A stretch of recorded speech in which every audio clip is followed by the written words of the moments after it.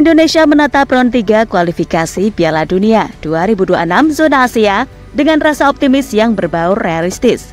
Ya, target mengunci posisi 4 adalah yang sekarang benar-benar serius untuk didapatkan. Salah satu upaya untuk bisa bersaing di ronde 3, khususnya grup C, adalah mendatangkan sejumlah keturunan baru yang berkualitas.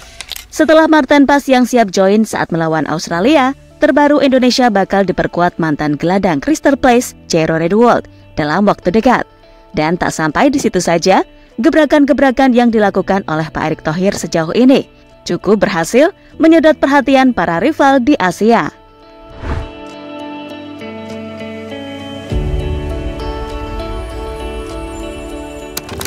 Sejak terpilih sebagai Ketua Umum Persatuan Sepak Bola Seluruh Indonesia atau PSSI pada tahun 2023, Erick Thohir telah membawa semangat baru dalam upaya mengembangkan sepak bola Indonesia. Salah satu visi besar yang dicanangkan oleh mantan Presiden tim Inter Milan itu adalah membawa timnas Indonesia untuk berlaga di Piala Dunia. Targetnya di tahun 2045 kita udah main di World Cup dan juga menembus 50 besar ranking FIFA dunia. Tentu, ini adalah visi besar yang bahkan sebelumnya gak pernah berani dimimpikan oleh para penggemar timnas sekalipun. Saat di AFF aja, timnas kita sebelumnya masih selalu kesulitan.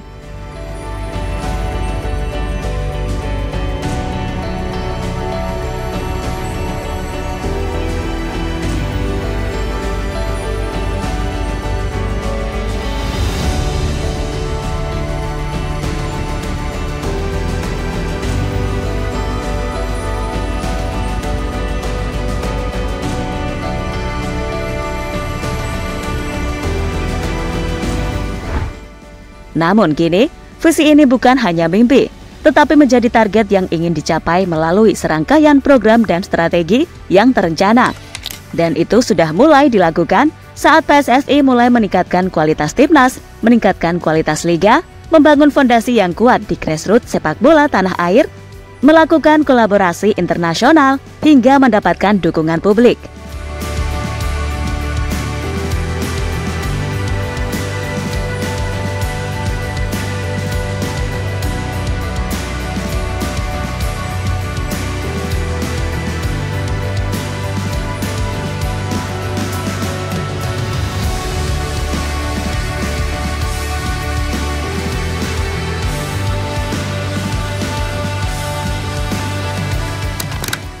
Dan di ronde ketiga kualifikasi Piala Dunia 2026 ini, target mengunci posisi 4 adalah yang sekarang benar-benar serius untuk didapatkan. Dan sudah pasti, kuncinya ada di laga melawan Cina serta Bahrain. Di mana laga melawan dua tim tadi dianggap sebagai peluang paling besar bagi Indonesia meraih 3 poin. Karena secara level, entah itu Cina ataupun Bahrain masih sama dengan Indonesia. Berbeda dengan Jepang, Arab atau Australia, yang secara pengalaman aja beneran jauh gapnya. Namun kendati secara peluang kita bisa ambil dari Cina ataupun Bahrain, toh nyatanya juga pastinya gak segampang itu.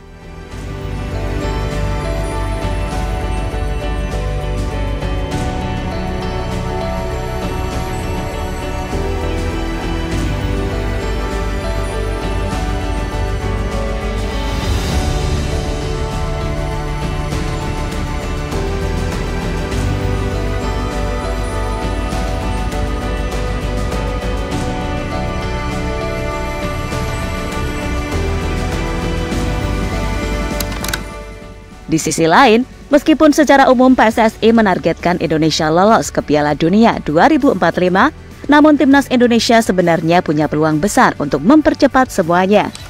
Potensi itu nampak terbuka lebar saat timnas Indonesia senior, timnas Indonesia U20, dan timnas Indonesia U17 saat ini tengah menunjukkan potensi besar untuk bersaing memperebutkan tiket ke piala di berbagai jenjang usia. Di timnas senior kita saat ini berada di ronde 3 kualifikasi Piala Dunia, meski harus berhadapan dengan tim top Asia layaknya Jepang dan Australia di grup C. Peluang Indonesia ke Piala Dunia masih terbuka, mengingat ada ronde keempat yang bisa tembus jika mampu menempati posisi 4 besar di grup C nanti. Bagaimana dengan timnas U20? Potensi tim asuhan Indra Syafri ini juga terbuka kok, apalagi jika mengingat bahwa di ajang Piala AFF U19 yang baru aja dimainkan, dengan Australia ada di ajang tersebut, Indonesia berhasil keluar jadi juara. Artinya, Timnas U20 ini juga punya potensi besar, bukan? Meskipun untuk Timnas U20 perjalanan masih panjang. Namun jika melihat bagaimana tim ini dipersiapkan, seperti saat menjalani laga di Seoul Cup menghadapi Korea, Argentina, dan Thailand, kami pikir PSSI benar-benar mendorong tim ini untuk bersaing di target besar tersebut.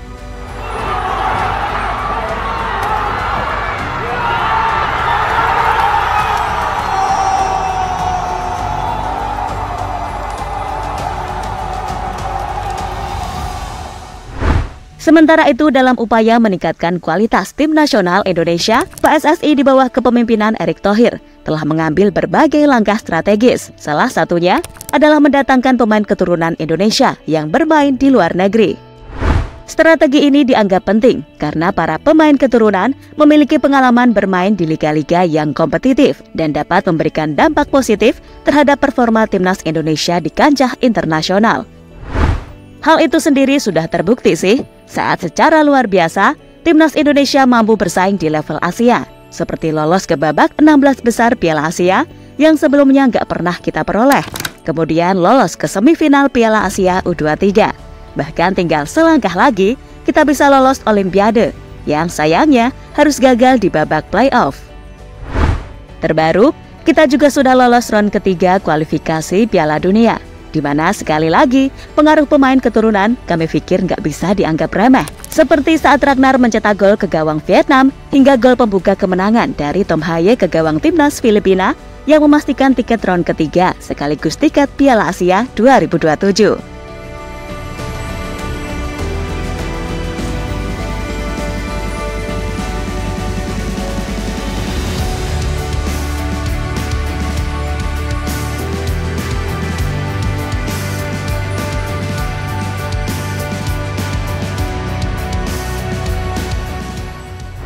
Dan terakhir, demi mencapai misi lolos ke ajang Piala Dunia, PSSI juga menjalin banyak kerjasama dengan negara-negara top dunia yang tujuannya meningkatkan sepak bola Indonesia dari berbagai aspek. Bersama Jepang, kerjasama dilakukan PSSI dalam upaya meningkatkan kualitas wasit Liga 1.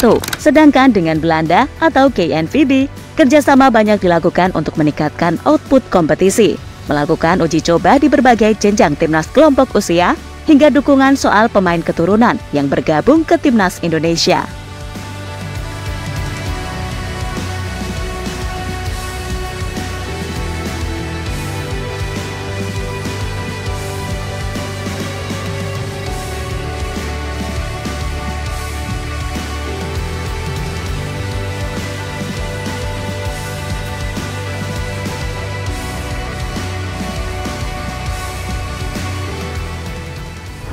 Dengan Jerman, kerjasama dilakukan dengan operator Liga Bundesliga dengan tujuan meningkatkan kualitas Liga Indonesia. Sedangkan dengan Argentina, kerjasama juga akan dilakukan dengan membawa pemain-pemain Indonesia berlatih di Argentina.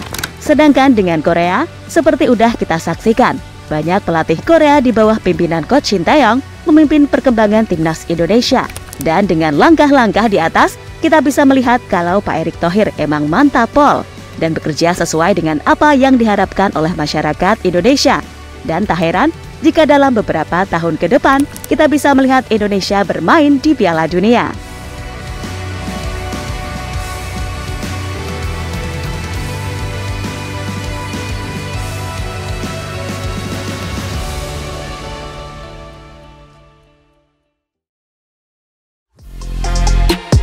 Halo, izin iklan sebentar ya guys. Jadikan ruangmu bernuansa timnas. Temukan beragam poster dinding, sepak bola dan timnas dengan desain menawan, kualitas premium dan harga yang tidak akan menguras kantong. Segera klik link Shopee di deskripsi video ini dan dukung timnas dengan sepenuh hati. Mulai dari dinding rumahmu.